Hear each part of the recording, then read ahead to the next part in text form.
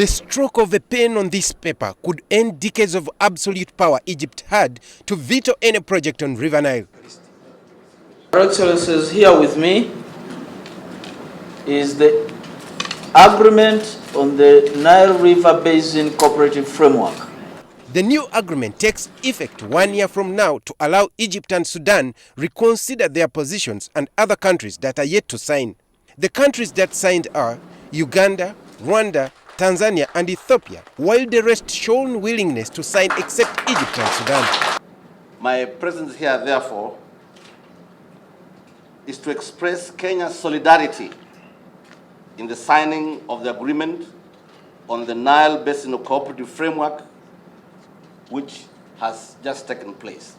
The signing comes after 10 years of intense negotiations that left Egypt and Sudan rejecting one of the clauses that takes away the powers they acquired in the 7th May 1929 agreement. It stipulates that Egypt uses 48 billion cubic meters, while Sudan uses 4 billion cubic meters of the Nile water flow per year.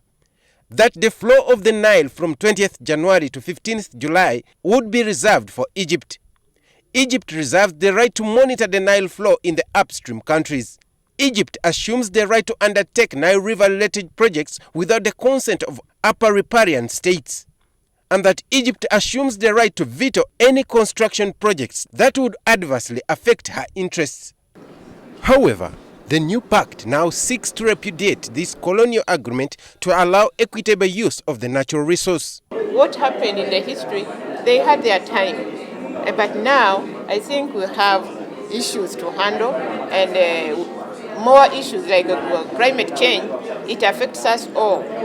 It also provides for the Nile Basin Commission, which will monitor the equitable use of the Nile River. For decades, Egypt has enjoyed absolute rights over the Nile, while the upper states were mired in poverty and conflicts. The challenge facing these countries is how to effectively use the resource and at the same time play a watchdog role on polluters of the Nile River. Hilary Isiga, NTV Tonight.